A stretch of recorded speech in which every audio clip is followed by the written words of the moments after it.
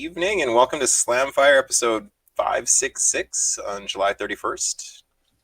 I am going to be one of your new hosts, Dustin. And I'm Adriel. There you go. I'm Kyle. And I'm Kelly. And Tony will join us in a bit here. Yep. So welcome. Thank you. Yeah, this is new. So I guess we start with intro, what we did with guns according to the show notes. Cool. Indeed. Yep. You get to pick since you're the host. Yeah. Oh, okay. All right. Well, I will tell you what I did with guns in the last 2 weeks because I've actually just got back from camping the other day. But I did finally got to shoot the first bit of video for our Q Division Clear Gun Tube channel thing. Shot a whole bunch of stuff, which was an absolute blast. Literally shot some stuff and filmed a whole bunch of stuff with some friends. Was ridiculous. Made a whole bunch of mess because we were shooting at bulletproof targets, trying to protect eggs. Some of them succeeded, some of them didn't. I shot a hole in my table on the first round of the day. Oh, that's how you use those folding tables, right? That's a good start. I knew it was coming, and very first shot. Oh, there's a new hole. So that's about all I did with guns because I went camping.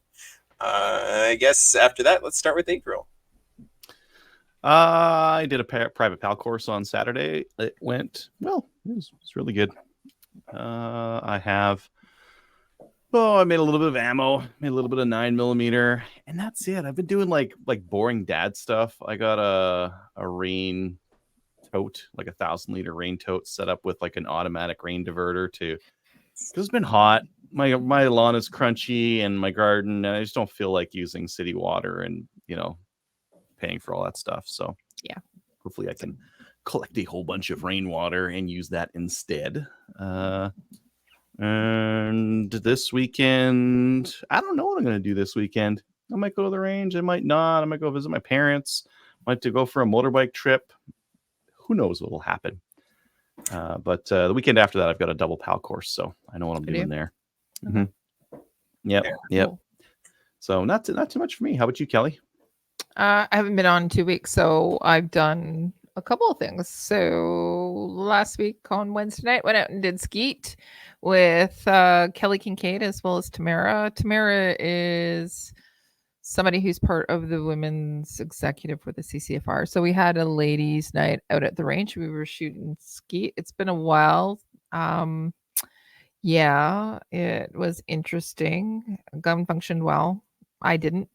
And yeah, it was fun. It was a fun night to have just shooting with the girls. The guys were there too, but we told them to go to another, we were going to go and shoot by ourselves. And how's your 28 gauge availability these days?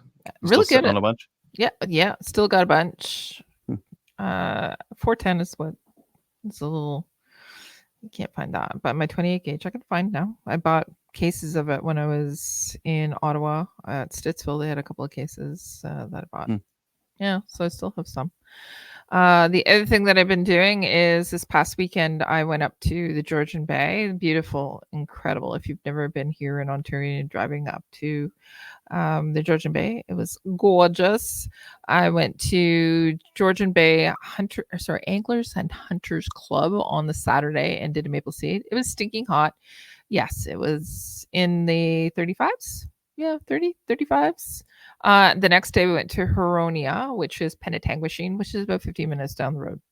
And it was also stinking hot. So it was about 35 degrees. But absolutely fun day.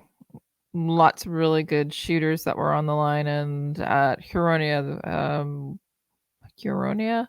there was 4 or 5 people who had already, I think there was maybe 4 people who had already scored riflemen before. So it was nice to actually see them come back, and they were a bunch of fun, ton of fun on the shooting line. So we had youth, we had women shooting.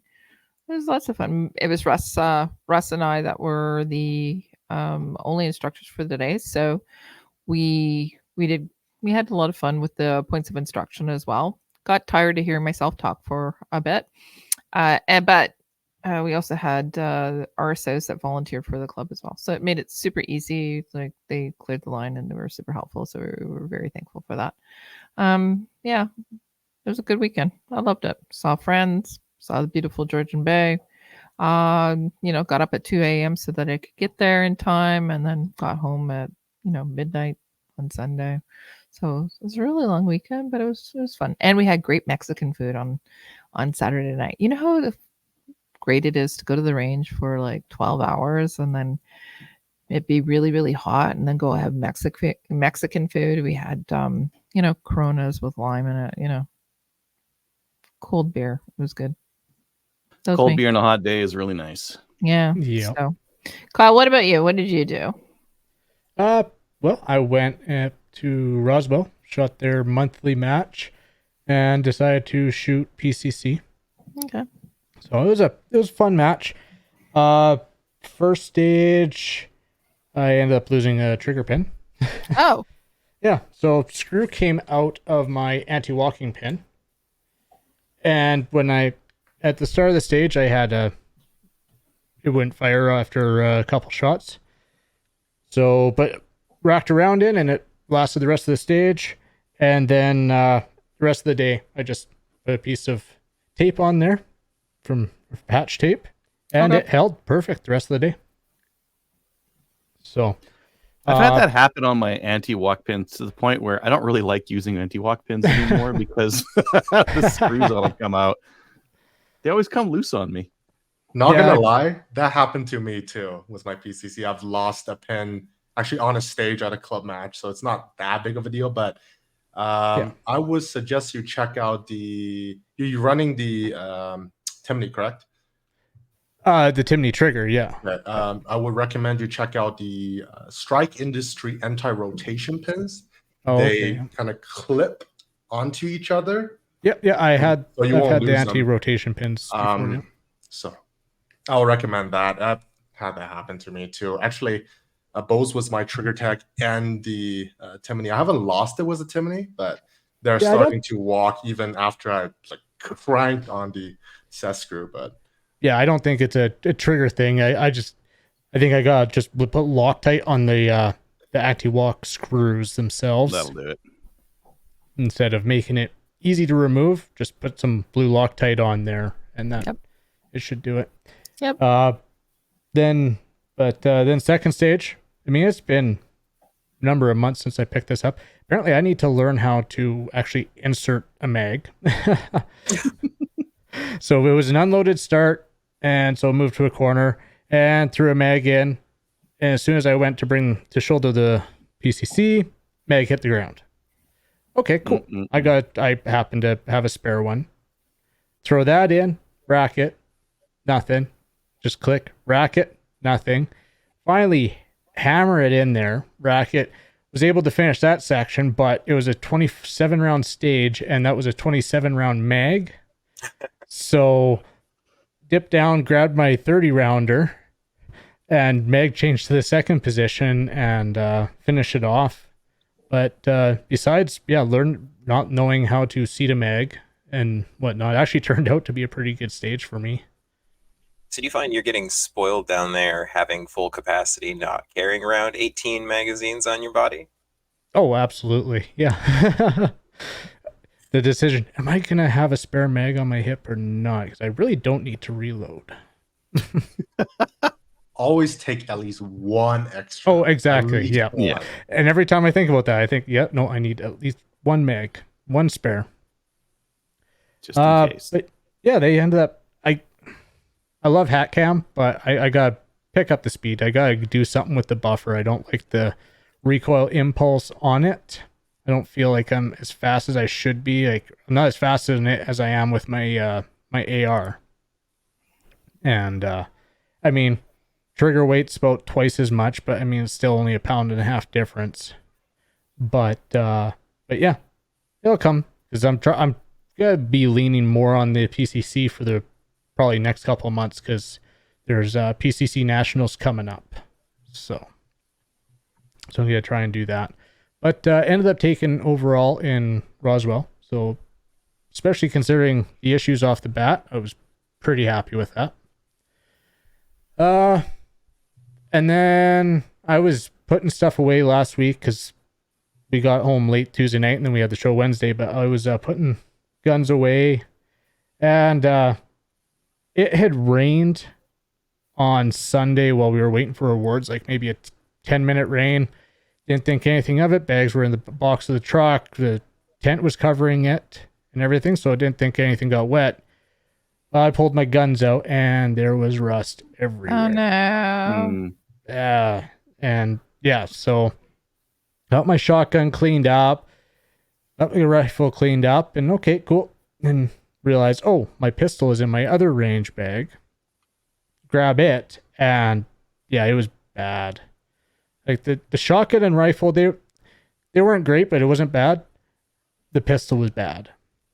So when you say bad, like surface rust, or did it actually like get in there and do something? It was surface rust, but like set in surface rust. Mm-hmm. So it hasn't pitted, but so then like all the scrubbing and that was not taking it off. But so I got searching, and I think end up having a topic on this later on. But I ended up using baking soda. Did you? Yeah. And then, so I left it, made a paste with baking soda, rubbed it all over it, and let it sit overnight. Then the next day I took like a bread pan and filled it with, well, the rest of our white vinegar. So it was basically like a 1 to 3 white vinegar and water. Yeah. And put all the gun parts in it, let it sit all day and overnight. And it's not too bad. It could be better, but overall, it doesn't look too bad. It kind of looks worn. So, Yeah. Cleaned up. Isn't fine. it a stainless gun? What? Hmm? Isn't it a stainless gun? Where's the rust coming from? well, yeah. You Not could a always stainless. use it as an excuse to change the color. Well, and I actually said to the wife, I said, maybe it's time to actually go and get this Cerakoted, because my shotgun that I Cerakoted, the receiver didn't have anything on it. Yeah. And yeah, so, but pistol should be good to go. I might play around with it some more and like maybe actually get some actual rust remover that you soak it in and whatnot. Try that, see how much further I can get. But I'm happy with where it got to, because it doesn't look bad. You really got to look to see the spots. I was rather disappointed in myself on letting that happen, but I mean, yeah. It happens. It happens. Yeah. Yeah. Sorry, you got more to go. I got a couple more things. Yeah. Yeah, I see there. This weekend, got a retreat I'm going to. Probably actually going to just do some recreational shooting, not competition, not training, just fun shooting. So, yeah, it should be good. And then, yeah, I got Rocky Mountain 3-gun next week. So I probably actually won't be on the show next week because I will be up shooting the staff match on Wednesday, Thursday next week, and then working it on the weekend. Well, it's a good thing we got new hosts. Yeah, fill in for lackeys. But yeah. I love ordering ammo down here. So my stockpile's getting low, so I ordered some Monday morning. It arrived today. Cool. Oh, that's fast. So Where'd you order it from? I've been ordering from True Shot in Tempe, Arizona. So one of the basically surrounding areas of Phoenix. Yeah, so it's about 9 hours from you, 8 hours. Yeah, it's not bad. How's the ammo price there? I've got friends in Washington, and ammo prices look like they hurt, but They're not bad. The pistol ammo is usually right around 250, 1,000. that's not bad. And the rifle ammo, I think I just bought it. I only bought 500 rounds this time instead of 1,000. It's weird, I know, but I ended up getting it for 46 cents a round. That's not too bad either. If I had gotten 1,000, I think it was going to drop it to 44 cents a round. Nice. So, Pretty But reasonable. that's American. yes, that's American. Yep. Yeah, but I mean, a year ago, 2 years ago, I was seeing stuff as high like in stores as high as 75 cents a round. Yeah. I know. So it seems like stuff is settling down. But yeah, that is it for me. How about you, Tony? What you get up to? See, day one, already late for work. Anyway, Nobody noticed except for you said something. right. Didn't do much Right. shooting. I went to Lloydminster last week, and favorite gun shop in Lloydminster, Prophet River. Funny story. The first time I visited Lloydminster, I was at a McDonald's across the street. I was like, "Oh, Prophet River, cool." Didn't pick up anything from them that time, but this time I picked up some specialty dies for a friend. 6.5 by 54 Mannlicher Schoenhauer. I think I pronounced it right-ish. So yeah, if you're looking for pretty unique stuff, Prophet River got you covered, so you don't have to import from the States. So that's one. I also picked up Vortex Optics because one of my friends got a good deal on the open box sale. So that's very nice. On the email I mentioned, I have a care package from one of the Steel Challenge national sponsors. That's the flag, so now Vortex. we'll be a part of it. Sorry, Kyle, because he is not. No worries. Vortex is great supporters and Yeah. good company. And I got myself a very, oh god, this broke my bank. This is a very expensive Octus, but I promised myself if I ever got one of the match coupons, I would have. This is a Vortex Golden Eagle, Oh, nice. 15 to 60 power by Oh. 52, because I'm gonna shoot Maple Sea with this because Yeah, I no. can't see the target too well. Last time I shot it was the first time I shot it and qualify was a 3 to 9. But I was combating with parallax because if I move it off my eyes, I can see the target but not the crosshair. Other ways, I can see the crosshair, not target. And then the second time I shot it was a Diamondback Tactical 6 to 24. I saw that's still not enough for 25 yards, so I'm going to a 60 power for 25 yards. One of my friends said, "You're trying to count the fiber on the target, not trying to shoot a target." I was like, eh. It's not quite what they meant by say pick a hair. Yeah, so I haven't put this on a gun yet. Hopefully, I'll test it out on my 223. Again, tiny calibers for gigantic scopes. I have some other merch they sent me too. I was being a little cheeky. So there's the coupon, and they asked you to take a picture of it. So I put my Vortex Huey beside it to show them I'm a loyal customer. And I'm not going to be flipping this thing. This is not their most expensive scope on the catalog. I've heard people done that. I like Vortex stuff, so I'm going to use it, and it's a good opportunity. If I use it for the next 40 years, it's not too much per year. So that's my logic. And in case I broke it, they're going to give me a new one. So that's why I love Vortex. And a follow-up on the Kodiak K9 situation, which is new. They finally responded, and they sent me new screws. I know, it's insane. It's like, I think from a perspective, it's actually just over the year I've purchased it. They've only sent me screws, though. They did not give me a manual. They did not tell me what kind of PCC trigger you should put in it. So I guess 1 out of 4 questions isn't too bad. At least I have screws, so we'll see if I want to keep it. I should have brought it on the show maybe next week to show you how much gas blowback, like it's leaking out the upper and lower. It's like pretty spectacular. And I think my YouTube comments would mention that I have cleaned the chamber. I've used the Wiz factory ammo as well, and still seems to blow back more than I experienced before, which might mean the spring is worn out, but I've already shoved a aftermarket AR spring in it. So maybe that one's worn out. I'm not too sure. Maybe I just 5,000 rounds, all you got. Maybe I'll just replace the spring. We'll try something.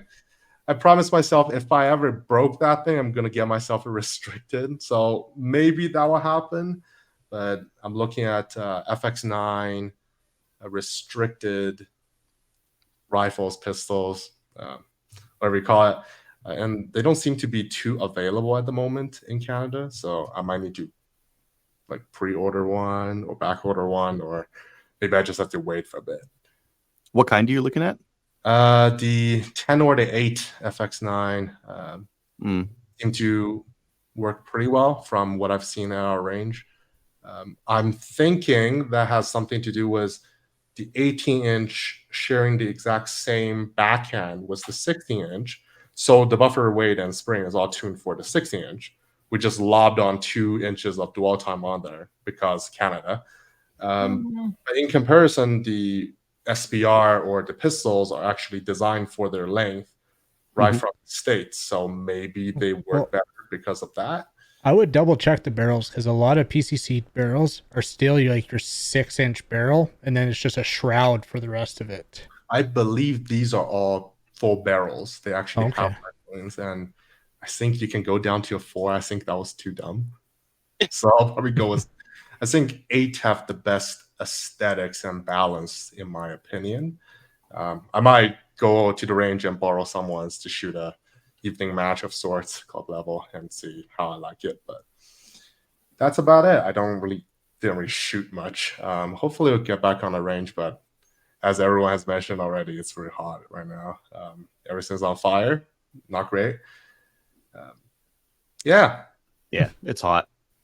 Yeah, it's hot. Weather's been nice for me. We went one last little bit because we were in Merritt camping for a week just after the heat wave ended. So we had like nice mid-20s, a little bit of rain, kept the heat down. And I stopped at my favorite little gun store in Merritt, British Columbia, called Gun Fishin'. It's run by this like retired old couple, and they are an absolute delight. Sold me some small pistol primers for like a good deal. So if you're ever in the area, definitely pop by that cute, adorable store because it's wonderful. But yeah, weather's been great here. I don't know what you guys are all talking about. Don't worry, it's coming your way. Yeah, tomorrow I think is when it starts getting up north of 30 again. Yeah. Yep. Welcome to Canada. Well, it's a natural transition. We'll go to Dustin next. What have you done in guns? Well, I kind of started. I did some stuff at the beginning of the week, so that was just filling in the little bit at the end there. Yeah. So moving on from there, upcoming events. All right, Adriel and Kelly. Are you reading upcoming 3-gun matches on 3gun.ca? Sure, and I can do the Maple Seed things too. Or Kyle, do you have it loaded up? I got the 3-gun loaded up. Yep. Cool. I'll do the Maple Seed then. Okay, so for August 3rd is a Chaz 3-gun match. They're at the Genesee Range in Edmonton. Also, on the same weekend. That got canceled. I didn't update it there yet, but yeah, it got canceled. What happened? Okay. It's a long weekend. Who wants to shoot it's a long weekend. Everyone wants to go camping and stuff. Okay, well, for everyone that's sad about that, you can head out east to the Niagara Regional 3-Gun Championship, August 3rd and through the 5th. That's at the Niagara Regional Sportsman Club. And you can find that on Practice Score. August 10th is the Sherwood Park Fish and Game Association Multi-Gun. And that's it for August right now. Going to September. September 6th is the Canadian Multi-Gun Series, the championship finale at Guelph Rod and Gun Club. And on the 7th is Chaz 3-Gun Battle of Alberta. I don't know, is that full or is there still registration slots for that? There might still be some spots available for that one. Yeah. Usually it fills up, but you never know. And we'll go that same weekend is CDTSA 3-Gun at Milo. So all of those are available on Practice Score. Cool. And then as for Maple Seeds, there's one tomorrow. KTSE Kamloops in DC. Cornwall and Hampton are sold out. Smith Falls, August 11th. That's on the website. It just got released yesterday, so 2 weeks away. So who would like to come to a Maple Seed in the Ottawa area? Guess who's going to be there? This girl, as well as Greg Weiss, a couple of our new IITs. But yeah, I get to sleep in my bed that night. It's good. I'll be in Cornwall, which is 2 hours away. I'll drive home, have a quick sleep, and then I'll be out at Smith Falls the next day. It's going to be awesome. That's still a lot of driving. Jeez. No, it's actually not that much. not for Kelly. No, it's not. I'm Maybe excited. maybe you about just it. had too much driving here to Edmonton to Lloydminster, driving back to Edmonton, back to Calgary. That was too much driving. Yeah, So, no, Yeah. I'm Yeah. super No. excited about it. Everything's super flat. It's road construction everywhere, potholes everywhere. Oh my god. Yeah. So, oh, sorry, I interrupted you, Adriel. Yeah, You had Smith more to Falls. I'm read. going to send an email out for Maple Seed right away here too. That Yep. has that one in there. Yep. Chaz has some spots. Are we doing one on the 17th? Yeah, I guess so. Oh, I should add that one there. I guess I'm going to be there. Yeah. You Mhm. are. Nanaimo in BC. That's August 20th. Bonneville, Mhm. August 24th. Those are both in Alberta. Tabor on August 26th. So that's a new one. That must be Steve setting that up. Neat. Yeah. If you're not doing it, I am not. then Tom's probably not doing it. So I'd assume Steve's doing it. It's like a 7-hour drive for me. I know. Yeah.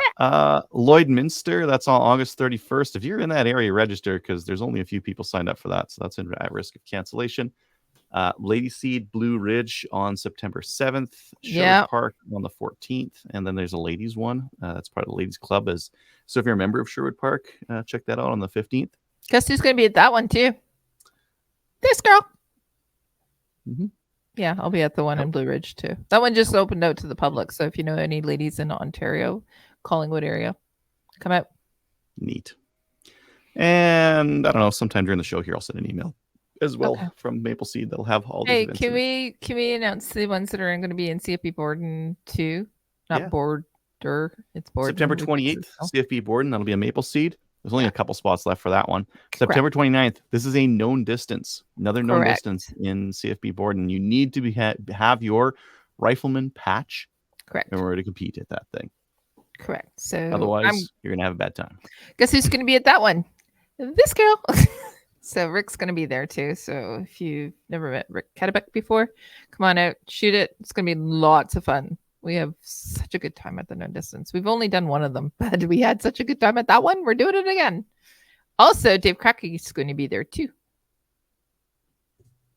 Neat. Just saying, if you want to see me, Dave's going to be there. So is Rick. But we need people to sign up for it. So go and sign up. I've just released it to the public. Very good. Excellent. We don't have one in Western Canada yet, eh? You will. Yeah. We will. We'll have one in the Edmonton/Central Alberta area. Yep. That means 3-hour drive for me again. No. If Central Alberta area, if we have one in the Rocky area, that won't be a 3-hour drive for you. It'll be a little bit less. Oh my God, Tony. Like 3 hours? That's Lazy. nothing.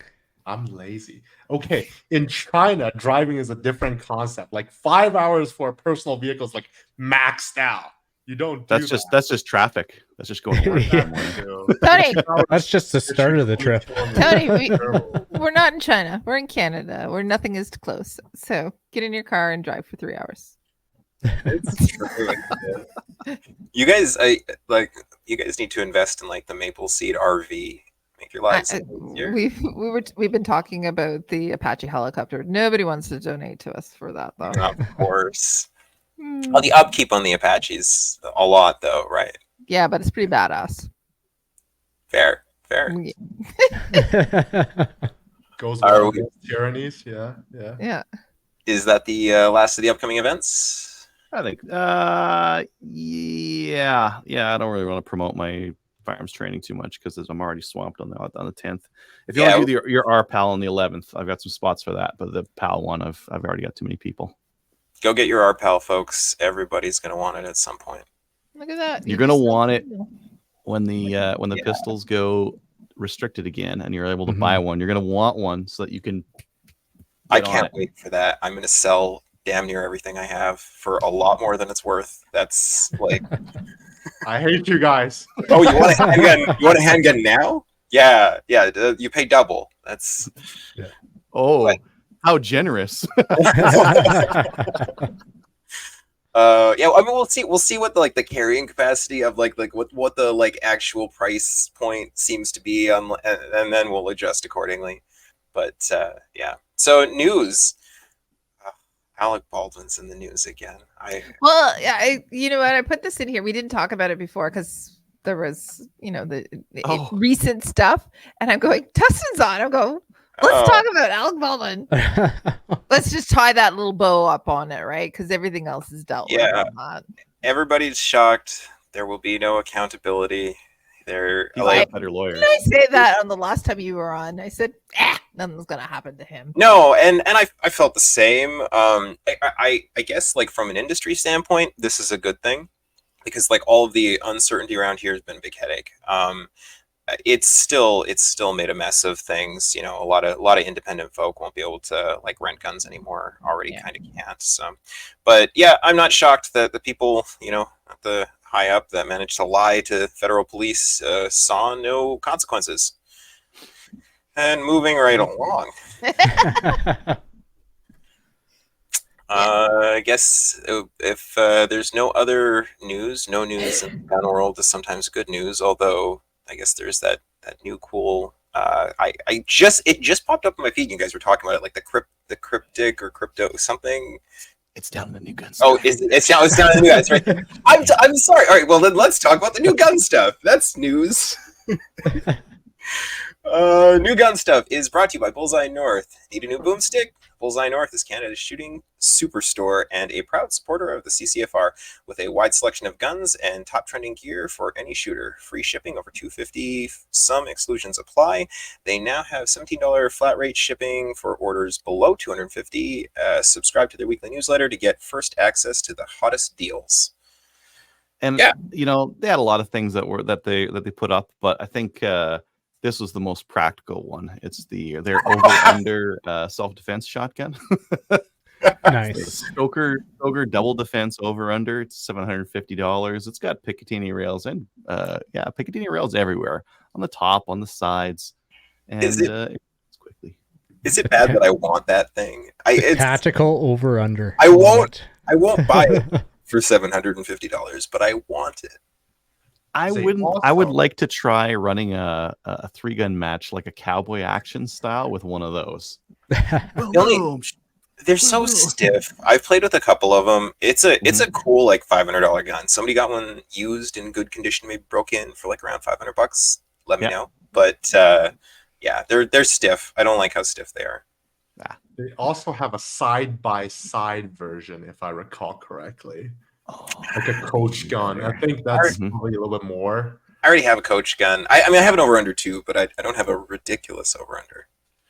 SS211, reviewed by the Hunting Gear Guy. That's even worse. That is a terrible gun to shoot, but it is the most meme-worthy gun. That's the one with the short stock, right? Oh yeah, yeah, it's not fun. They basically chop the stock like back near the grip there, so the stock is smaller and the pad is smaller. And they're like, oh yeah, it's terrible. It's not we took a couple of those, put pistol grips on them, and put them in a movie a couple of years ago. It was great. Oh, sweet. All right, here's your crypto. There it is.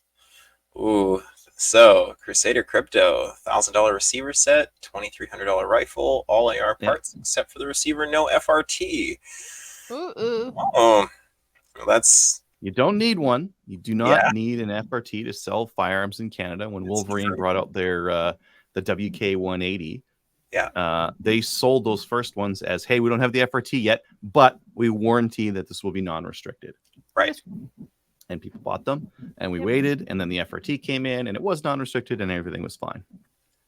Still, proprietary magazine. I don't like that. You know why it's a proprietary magazine? It's the law, right? It has to be a proprietary. It has to be a 5-round magazine because of C21. Any new firearm, you can't have any bigger. But you could. I'm hoping that some sense was had when they designed this thing in such a way that you could maybe aftermarket modify this to accept NATO mags? Question mark. I mean, with a Dremel, anything is possible. Yeah, that's what I'm thinking, right? Like you just if you make the receiver like beefy enough that you can just take a little away.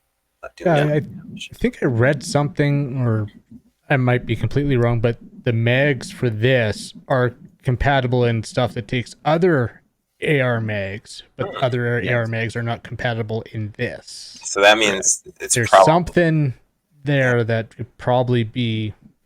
It's got ribs. It's got ribs that you need to machine out if you wanted to. Well, as we know, that's perfectly legal. You can make a gun. You can modify a gun to accept other magazines. Just you can't modify the magazine to fit another Correct. gun. That's Yeah. right. Listeners, please know this show is for entertainment purposes. Tony, it's like No, what the that's- show I mean- before. Yeah, that's definitely public information. Yeah. Yeah. It's cool, but Well, okay, so let's talk about use cases for this thing. So obviously, like competition gun or non-restricted, if you wanted to go as a coyote rifle, like this would Yeah. be pretty You can have- decent. yeah, you can have deer out here with 223. Oh, So. why? Like, Oh. my Oh, question really? is, how is this more competitive I'll- than the Raven? The Raven More has a expensive. proprietary bolt, charging handle, firing pin.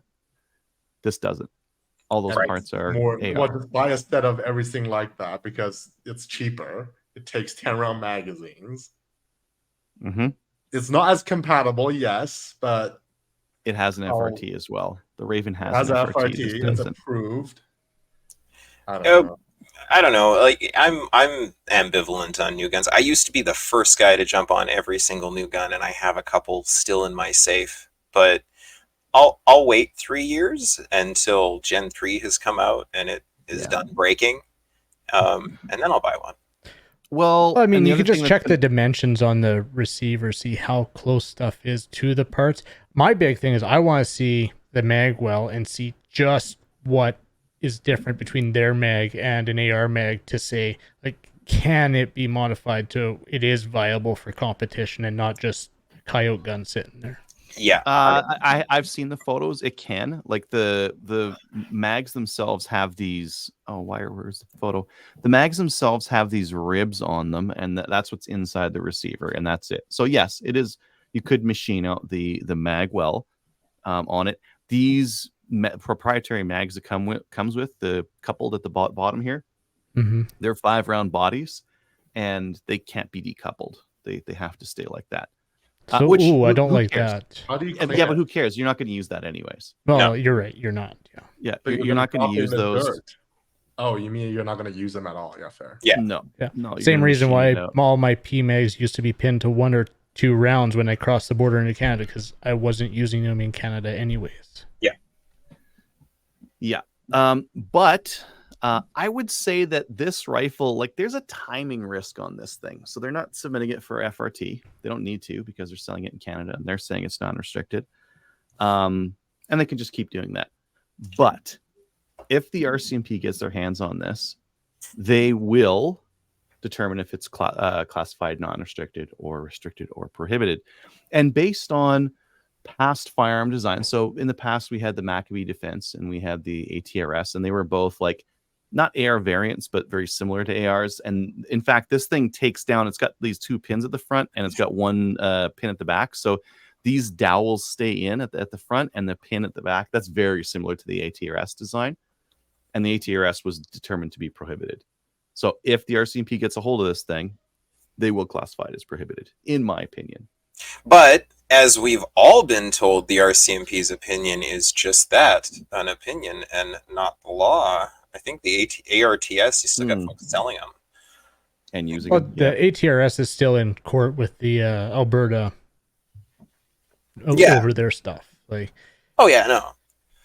But So- I think you're absolutely right. The second they get a hold of that, I mean, just judging by them calling everything that even vaguely looks like an AR variant, that it wouldn't be the first thing I'd run out and purchase for myself, knowing that in a year it might not be, a problem. well, and with all that, I'm still surprised that the 180s are still able to be in because like it's.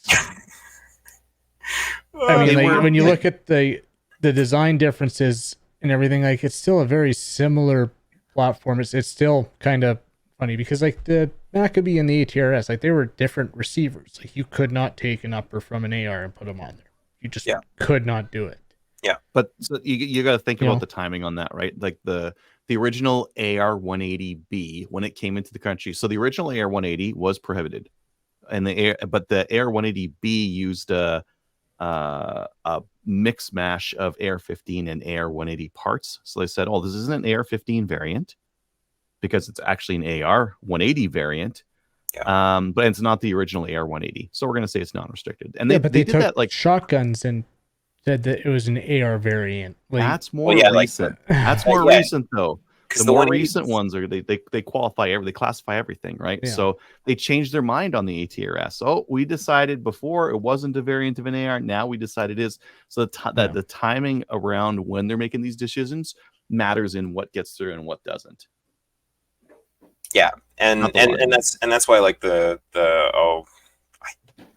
we have one in the house. What was it? That the 12 gauge that is absolutely not an AR, but looks like one. That pump action one.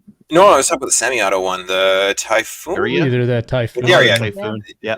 We have one of the other. I don't know, one of those Turkish shotguns that, like I said, somebody in the house owns one. Has all the go fast parts. Definitely is not an AR, but it wasn't when it was sold. Mm-hmm. And yeah, this could suffer from that. But at the same time, I don't.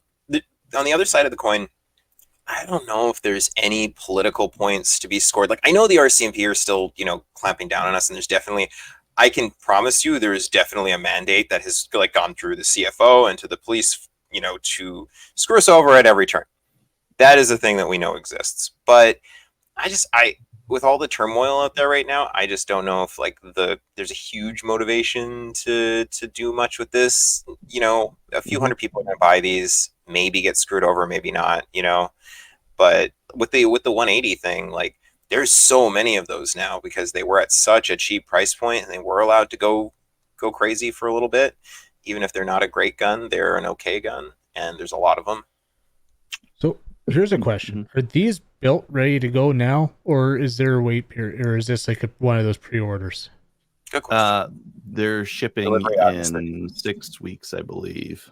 Oh, I see. Delivery August 31st. Yeah. I'll believe that when they get delivered August 31st. Mm-hmm. Yeah. But well, guys, like this is an AR upper and lower that assembles a little bit differently.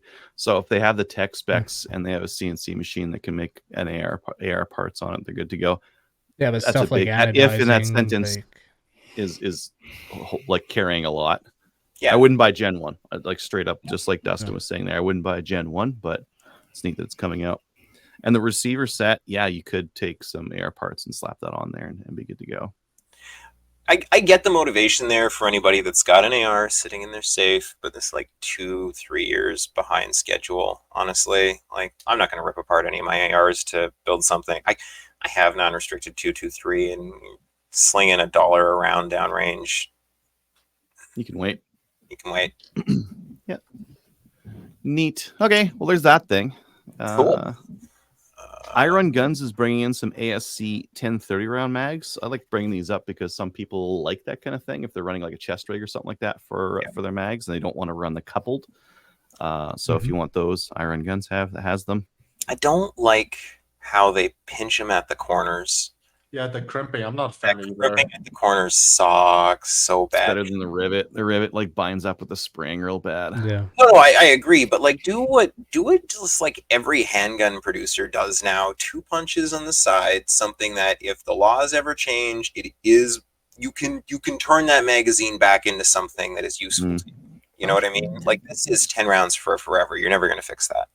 If you put the rivet in the front, the spring doesn't bind up in it near as bad.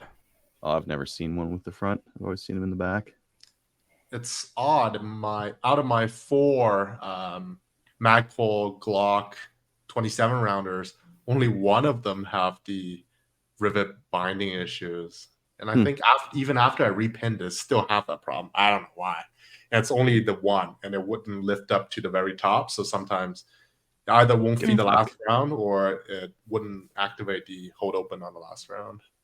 On wood, I have never had a binding issue on any of my extendy mags, and I have a few. Neat. Prophet River has some Starline brass in, so if you're looking for some brass in a weird cartridge, they've got a whole bunch of stuff from your 4590s to your 260 Remingtons to your 30 Lugers. 50 Beowulf. They got 50 Beowulf. Nowadays. Oh gosh, 3 round or is it 2 round magazine? I don't know. Depends on what kind of mags you got now, that kind of thing. And then one that just came in my email here, just as we were doing the show here. is True North Arms has their Keltec KSG 410 for $739. It's a 410 pump action shotgun, holds 14 rounds of 410, and it is 5 pounds. 5 pounds Kelly, flat. can you answer how many dollars is 15 rounds of 410 worth? 15 $20. rounds, $20. Yeah. Yeah, $30 for a full box. Yeah. Pretty expensive. Wow. You're shooting smaller shells and it's more expensive. I want to put They're exclusive. It's like, Yeah. you know, instead of, it's like, well, Louis Vuitton. I was gonna say, for is that your pinky shooting. out shooting? I want to put this thing in a movie, but not like a present movie. That it's just Future. weird. This needs to be in a spaghetti western. That's no. This thing screams Like- space cat, but it doesn't scream good gun. Like it just Actually, you The know, ugly. yeah. It's, like that Cowboys and Aliens, something like that. yeah. Yeah. Get a K7. It has the same handle on top.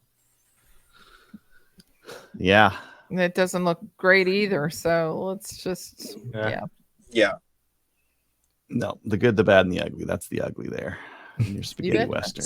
If you guys want a good spaghetti western, real quick, watch The Good, the Bad, and the Weird.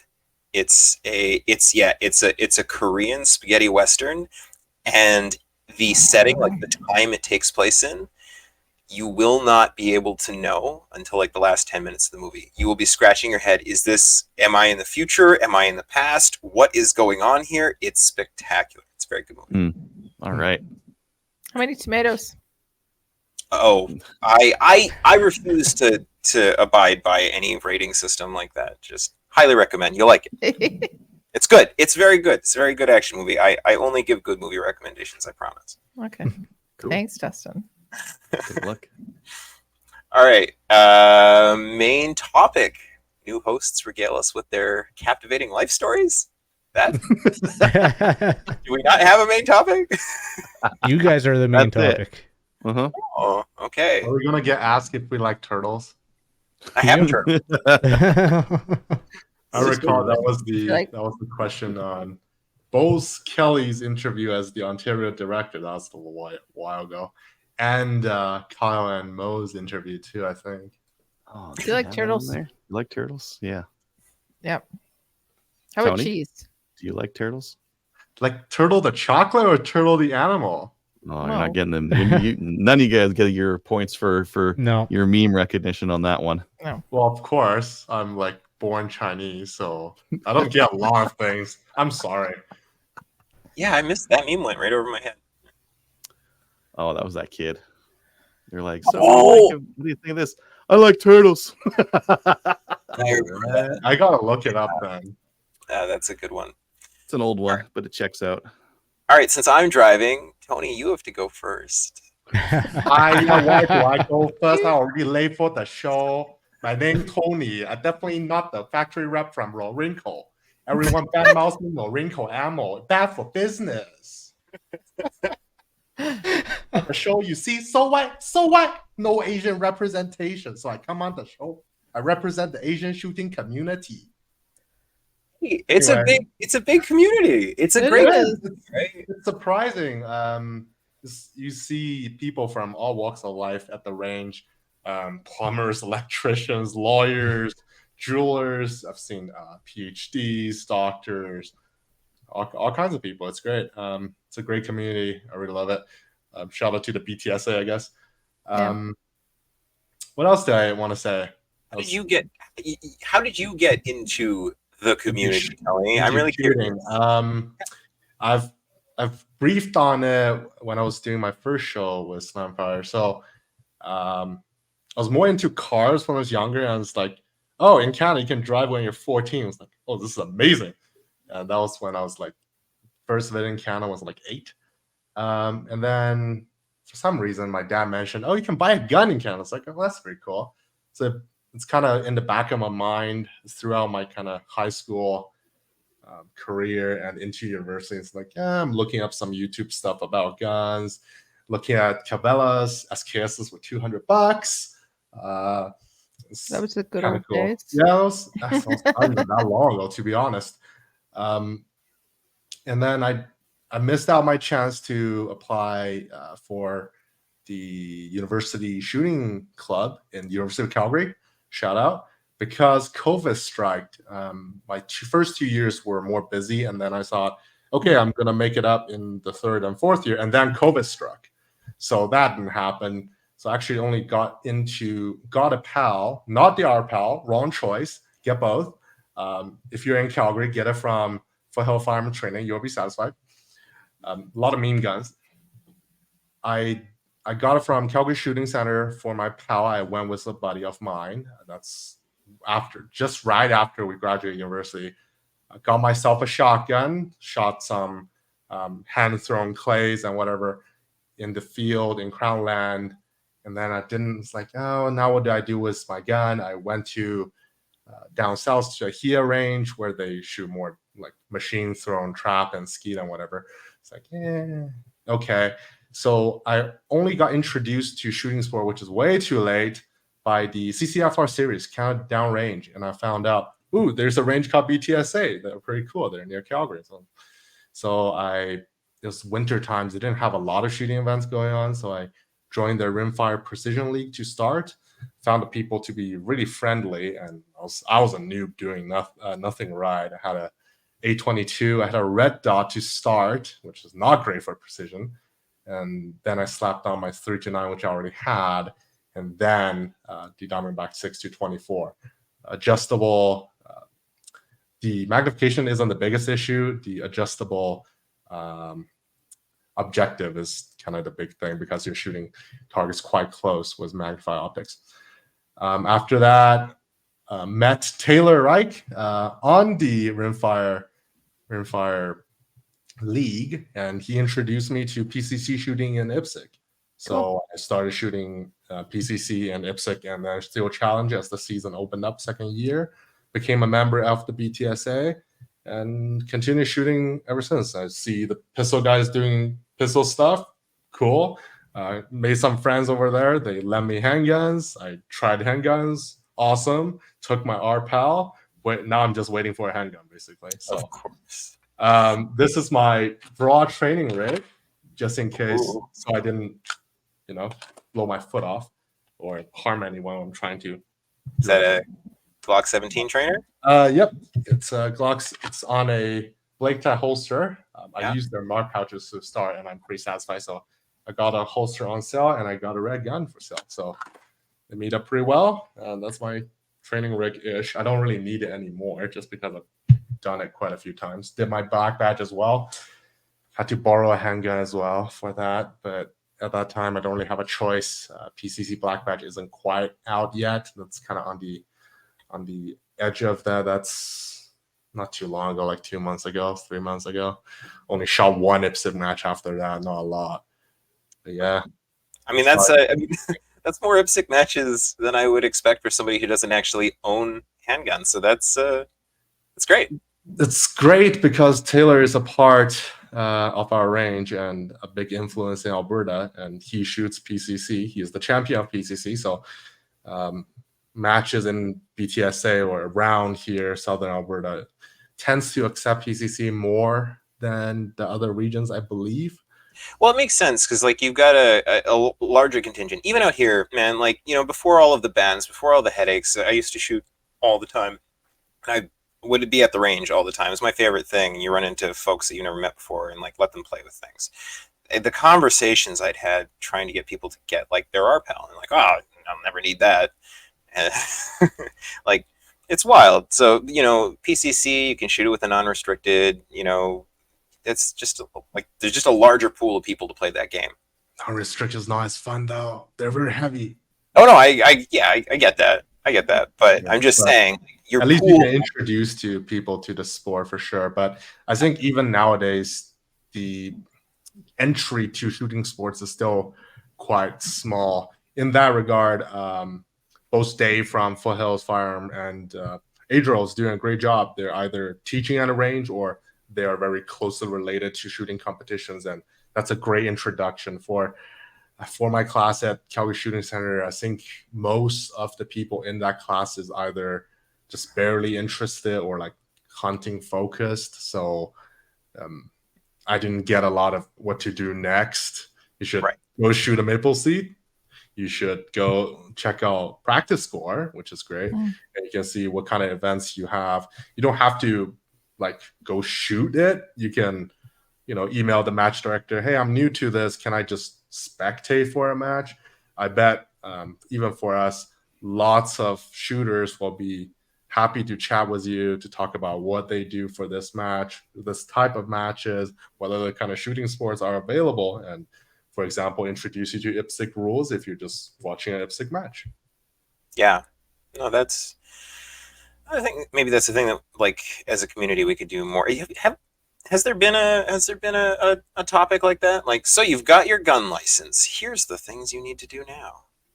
I think we did one of those, but it was a while ago. That was like during COVID, because a lot of people were, oh my God, COVID's happening. I need a gun in my house. And then they're like, okay, now what? So I think we did that we went and did that specifically for handguns, but we could do like that as a general topic going forward. It really wouldn't be bad. I run, because like I've gotten a lot of people involved in it, and that does seem to be like a hang up at the other end. Once you've got your license, kind of like, okay, what do I do with this now? Yeah. And maybe just as a community, we could do a better job doing that part of the outreach, Yeah. Mm-hmm. Well, I think one thing, and like I kind of echo what you were saying, Dustin, to Tony, and hand it to Tony, like you're out there shooting IPSC matches when you don't own a handgun. So you've actually taken what the community has said, where we don't care if we'll loan you the stuff, and you've actually taken them up on it. A lot of people just don't want to ask. You tell them, no, you don't have the stuff, that's fine. Come out and people will fight to give you stuff. But a lot of people won't take people up on that. So good on you, Tony, for doing that and taking them up on it and getting in there. For real. And if we weren't like a year away from seeing potentially this stuff end, I would say, everybody in their respective province needs to start a gun business and start renting guns to those competitions. Just to ask if I could do that. No rules say you can't do that, but we'll just cross our fingers that the election goes well. Yeah, I think that's the right thing to do right now. Yeah. And then some people are gonna, how do you say, jack up the market? What's the word? Buy low, sell high. Capitalism. Yeah. Mm-mm-mm. I keep telling myself I bought all of those guns as investments. Market's high, baby. Like I'd be a fool not to get mine. That's fair. All right. Is that? Did you have any more captivating life story, or is it my turn? We'll go to you first. All right. I've definitely told my story before. It's been a long time. I've been shooting most of my life. I grew up in small town Saskatchewan. My grandfather taught me how to shoot. My mom shoots a little bit, and had a bit of a tumultuous childhood, interesting lives there.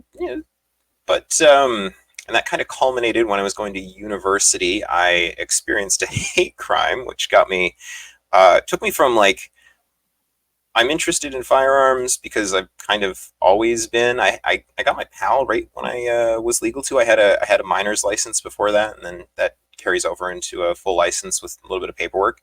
But yeah, I got gay bashed when I was 18. Changed my life a little bit physically, and I got a little bit more interested in self-defense and just that area of firearms, and realized how ridiculous that is in Canada, which frustrated me. But from there, I just started shooting a lot. I got a lot of my friends into shooting. There wasn't a whole bunch of other stuff to do in Saskatchewan. So, it's pretty easy to go find, somewhere to go shoot, somebody's field, or, some crown land somewhere. There's a few ranges floating around as well. And then I moved out here, and I kind of let it fall by the wayside for a few years. And then a friend had her bachelorette party at a gun range, and was like, "Come shoot." Okay, I haven't shot guns in a long time. Shotguns was cool.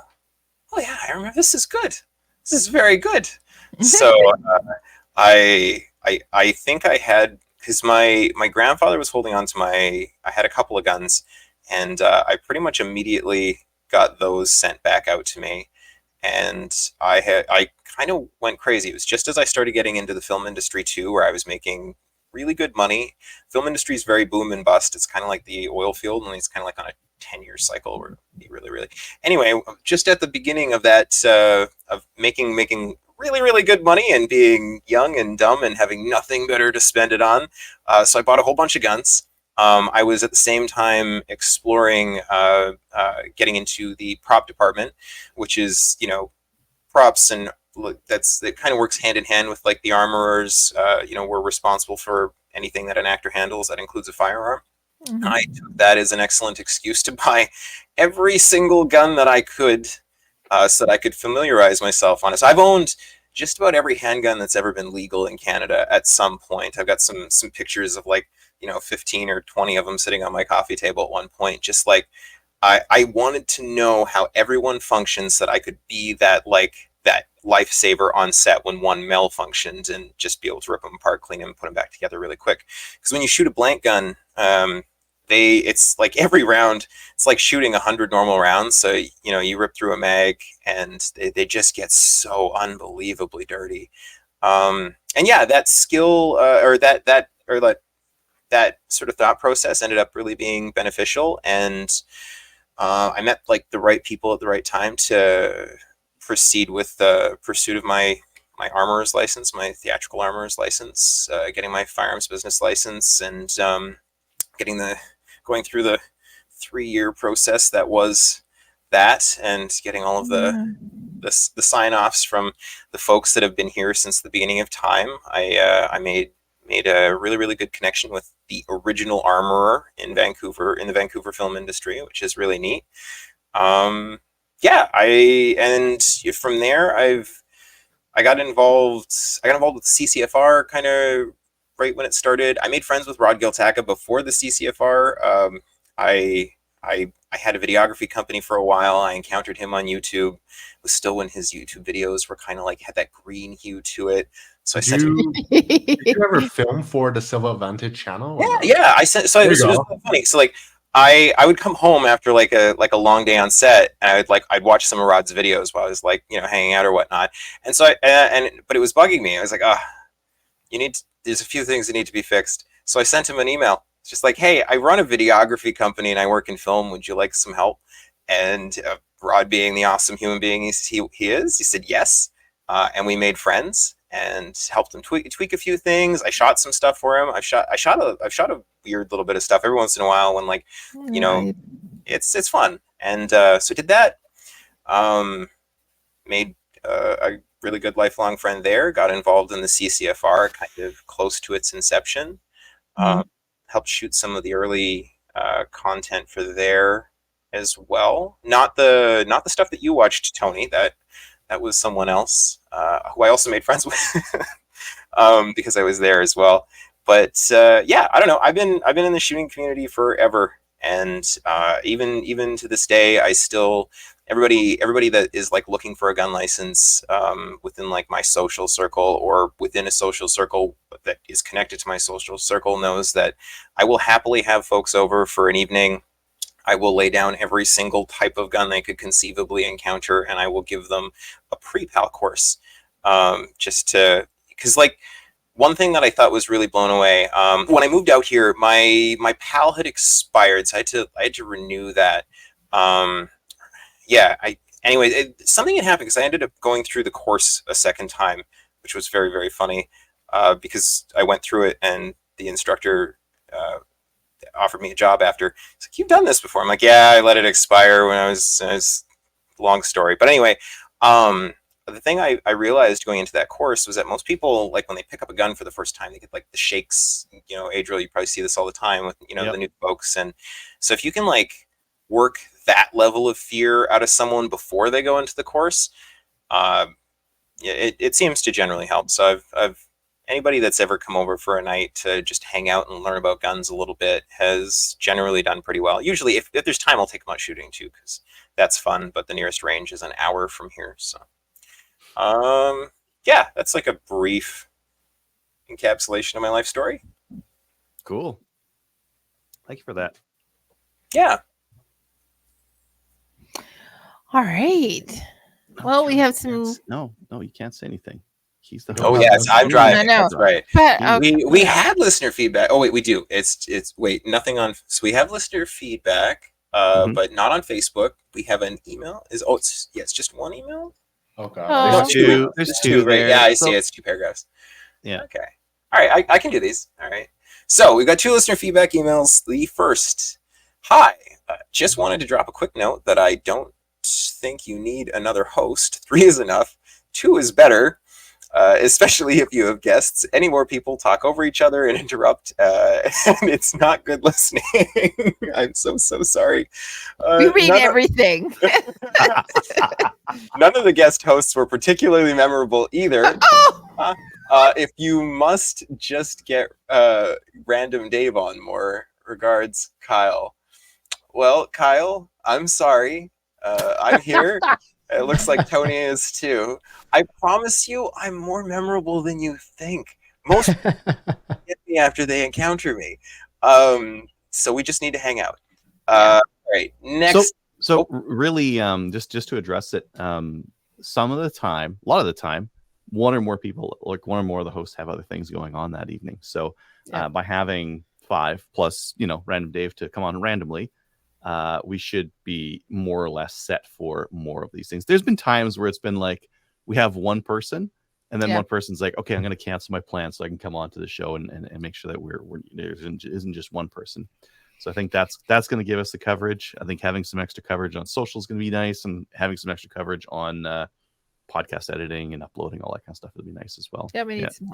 Adriel's been doing a lot of the editing piece, and and I'm not very helpful, so it'd be nice to have people who are. Yeah, we are here to help balance things out. You will not have to deal with us all the time. It's just that it's not just Adriel and Kyle, or Kelly and Kyle. There's someone in Kyle. Sorry, too much South Park lately. Apologize. All right, next one. Hi, guys and gals. There is something else amiss about YouTube lately. I noticed shortly after I posted comments on episode 565, my comments disappeared. I don't know if they were deleted or just suppressed. It currently says there are 19 comments, but only 12 are visible. Keep the podcasts coming and bring on Tony as your new host, Edmund. Well, I don't see any. So I went and checked this out. When you log in under Slamfire, they're all there. If you go to your personal, it'll automatically go to like top comments, and it's YouTube's filtering it out. I went to newest first, and they showed right up on my personal YouTube. So that's what's happening there, Ed. So yeah, I have also experienced that. It's stupid. Like Eddie comments on pretty much every video. Him and Tony should be top comments on our videos. Tony, you're still gonna have to go and comment on all our videos. Tony's got to comment on his own videos now. And once every 3 weeks, write us this long email. Then what am I going to talk about when I'm doing the section for what we did in guns? It's like the same thing. Like previously I couldn't. So now the goal is I type less. So you're saying we've given you a platform so that you can take part in a different part of the podcast. No, it's just I'm lazy and my fingers are tired. Speech to text, baby. Good point. All right, moving on to YouTube. Apparently Kyle or Adriel are going to do these live. Yeah, I got him here. Yeah. Should actually make Tony read half of these, but oh yeah, I should. I don't have the list. You should like copy it out here or something. Okay, so we actually, as the email from Ed said, we have a number of comments on last week's show. First few are from Tony. It says, we did have a Slamfire case with a 1022 platform rifle at the BTSA. Fortunately, it was in the hands of an experienced shooter, and the shot was safely into the berm, as it should, and it did not run away either, just one shot. That was kind of a weird one. We didn't know what happened. What gun was it? Just a 1022. I think it's just a standard 1022 receiver. You might have can a get a slam fire with them. As it's feeding the round, there's like a little bit of a square edge on the bottom of the bolt that can catch them, and it'll fire out a battery. I saw it happen. I saw it happen to one of my kids. He was loading for Steel Challenger or rimfire race guns or something like that, and that he did it, and his finger was not on the trigger, not even close. I had footage of it and everything. Yeah. The guy was trying to clear a malfunction, and like his right hand's occupied, right? Like it wasn't that. So it was very strange. I think the first time I've ever seen a gun run away like that. Fortunately, I cleaned my SKSs, so that never happened to me. Which is a keep the welders away from them. Don't have a welder. Don't know how to weld. You don't Chinese need city boy. Maybe weld and a Dremel. You can do everything. Yeah. Not Hey. again. Another few from Tony. AR9 buffers are usually even longer because the cartridge is shorter.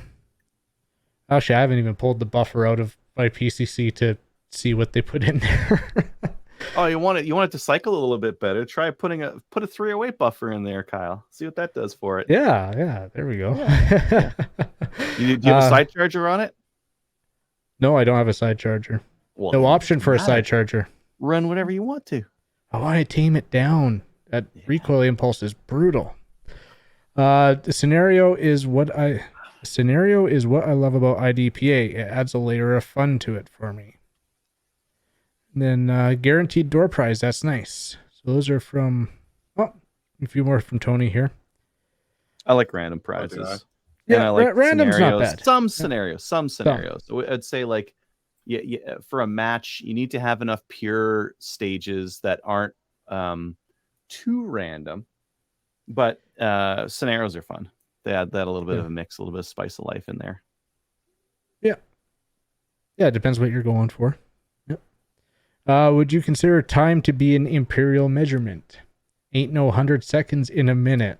I was talking about MOA versus MRAD, which I did more research on that. MRAD is the SI unit, or the metric, the scientific. Yeah, the metric. SI is your imperial. But MOA, which is derived from degrees, is a SI accepted unit. So it's not on the evil side. It's like the neutral side. Anyway, it's a whole thing. I just understand it better just because degrees, like I don't want my circles to be too pi. That whole thing is crazy. I didn't do too good in that in high school. So and then the FG 42-9 is a restricted rifle. Who wants a 16-inch restricted rifle? A lot. We all own them. Yeah. Valid. Not valid to me, but valid. I might have one of those. Yeah. Hey, we got a bunch here from Eddie. People are getting their. Oh yeah, and so Tony, I don't read the sub comments as the comments goes down, just the base one.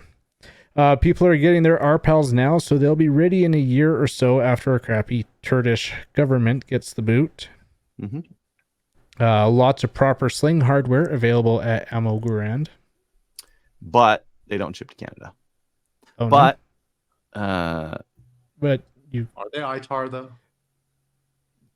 They don't sling ship to hardware? They better not ITAR sling hardware. Yeah, send it to Kyle. I might have talked to Eddie about these. Yeah. Might have already talked to him about it. New powder storage requirements are just another liberal tactic. They tightened them back up around 2005 when they were last in power as well. They don't want you to be able to easily understand the regulations. This way they can nail you with another charge at their convenience. I'd like to see the evidence to justify these new regulations.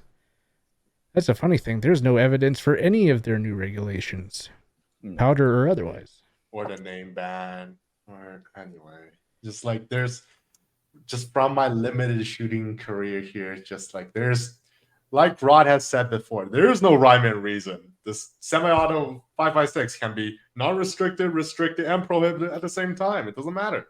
Mm-hmm. A couple double comments here because I think Eddie thought his was getting deleted. Another one from Tony. Yes, the K9 chamber has been cleaned. It does it with factory ammo. I'm thinking if the recoil spring is worn or something. I will attach a photo in the next email. Oops. Maybe We will but the await recoil for that spring, email. The recoil spring won't make that much of a difference to the time it dwells in blowback. The weight of the bolt and the buffer, that'll make a big difference, and then your ammo dirtiness will. Yeah. Not customizable on the K9.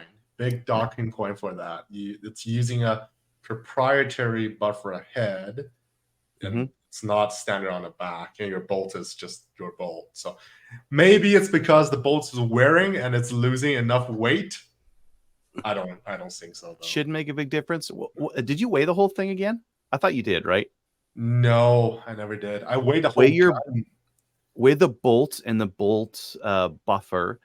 You're aiming for around 1.5 pounds unless you're doing some space magic. Like the Ruger PC carbine uses a sliding tungsten weight, like a dead blow weight. So it can get away with a lighter weight than most can. But otherwise, you need about 1.5 pounds for a 9mm straight blowback. The buffer won't come out the AR way. You have to take the buffer tube off. Oh. Because it's captive by the lower receiver on the inside, so it won't punch through. So you have to take the whole tube off to do that. I might one day. We'll see. Yeah. Okay. Up to you. Okay. CCFR TV comments a heart on fire. So they must have liked that episode. And then we got Tony. Correct player was working. It has a start delay though. And got it figured out, so it was going tonight and should have been pretty much right on time tonight. Mm-hmm. And then our last two more comments here. Henry Nelson. Unfortunately, Tenda no longer ships powder. If I recall correctly, it's only for in-store purchase. That is correct. Last time I checked, which is within this year, they still do sell and ship primer though, so you can enjoy your free shipping on your primers. Okay. And then Brett says, so you're saying I shouldn't store my powder in the mechanical room beside my gas water heater? I was saying store it on top of your furnace so that it's nice and toasty warm. And dry. Yeah. For the optimum ignition performance, yes. Yeah, keep that humidity down. And... I like to put mine on top of my washing machine so it like tumbles it. Oh, well packed. Yeah. You just put all your cartridges there and fill them up, run a load, top it up. If not that, I put them in the dry tumbler and I just let them go for a week just to really shine them up. We've had a couple of tumblers running for the last couple of days down in the workshop. Me and my roommate reload, so there's always one of us making stuff. Nice. And that is it for YouTube comments. Listeners, please know we're Slamfire Radio, not Canadian Reload Podcast. So do not listen to our reloading tips. It's bad. Don't do it. Do we have anything from the Cabela's link? I mean, one of those days I'm gonna put it back up. Yep. Yeah. He's been talking about it for like a month now. Nothing's happening. More than a month. Yeah, it's listed March. It's due in April. Yeah. All right. I guess then thanks to our supporters on Patreon and Player. If you'd like to support us on Player/Patreon, you can email the show at slamfireradio@gmail.com. Yep. Love to hear from you. And finally, shout outs. You want to start with Adriel? Sure, yeah. Thanks to everyone for submitting hosting applications. Even the guys that we didn't choose for permanent hosts, like we mentioned in the email. always welcome to have you guys on. If you have a topic, come on. We're always looking for something to talk about. So, we're 560 episodes in. It's always nice when someone else has something interesting to talk about that we haven't covered before. All right, Kelly, what about you? I'd like to say thank you to the host clubs that I was at this past weekend. So, Georgian Bay Hunters Anglers and the Huronia Handgun Club. Thanks to Jared Daly, who helped us out and was on site both days. It was a long, hot day or a weekend for him. It was awesome to see him, as well as Jay, one of our previous guests. He was on the line as well, and he wasn't on. Well, he was. He shot a target. However, he stepped off the line and helped with volunteering. So everybody who came out to help as RSOs, and then really fun time. So I wanted to thank them, and thank you guys. Thanks to Dustin and Tony for coming on tonight and joining the crew. Super excited to see everybody. It's nice to see some other faces other than Adriel. Kyle. No. We're definitely not DEI hires at Yeah. all. I'm kidding. Yeah. It could be. No, it's gonna be nice. Yeah. All right, Kyle, you're next. Well, I'd like to echo Adriel's shout out to you guys and the other applicants for applying, and congratulations to the both of you for making it. I'm looking forward to the future episodes with you guys. And I'd like to shout out the Roswell crew. I was a late registration, like Thursday, Friday-ish, and there was only like 4 people registered for the match, but they were gonna put the match on anyways, and we ended up having like a dozen people. It's summertime, last weekend before school goes back in, kind of things. So shout out to those guys for the fun match, and just making things happen. Sweet. All right, Tony, your turn. Thank you to the Sunfire crew for bringing me on. That'll be awesome. And thank you to the viewers who voted for me. I don't know if you're going to enjoy the long term. I don't think it's going to be a good effect. Anyway, and my last shout out will go to Prophet River for helping me pick up my mate's stuff. Somehow I had 2 names for me to pick up, and I didn't buy anything myself. But definitely check them out for anything unique. For example, Malaga Shorehair, Carno dies. They have interesting dies, accessories, things like that. Yeah, the good clips. Is it annual or is it biannual Vortex Open box sale, which is pretty hot. You gotta be on top of it, clicking. Mm-hmm. Isn't it biannual? I thought so, but I don't know. I think Sunfire only introduced me to it twice, which is 2 years I've been listening. So I thought it's an annual thing. Might be annual. Could be. I'll pass it back to Dustin again. All right. Well, yeah, I would also like to thank everybody that wanted me here. Thank you guys for having me, because you've had me on a couple of times. I love this show. I'm excited to get to be a part of it a little bit more often, because I've been listening to it for a long time. And I think, the fact that y'all are 566 episodes in says something. That's pretty huge. Great viewer base, and just shout out to everybody that's listening and to our community as a whole, that even through all of this turmoil in the last few years has grown, and that also says something. And we just got to keep trucking on. Yeah. Imagine how good it's going to be in the future. Oh, Yeah. It's going to be But so then no one will pay attention to it anymore. It's like, life is good. good. No, everyone will, Tony. They'll be buying new handguns. They'll be like, what am I going to even do with this thing? Yeah. Oh, yeah, there's a thing called 3-gun. Yeah, I want an AR. What can I even do with an AR-15? You can get the simplified classification system. You can hunt with her. That's Yeah. You're asking for Don't too tease much. me with that. Don't tease me with that. all right. If is that all? Are we at the sign off? Yep. Wonderful. Well, in that case, everybody join our Discord server. Watch us on Facebook, YouTube, and Player. Please join the CCFR, and we will see you next week. See you next week. Good night. Good night, Kelly. Good night.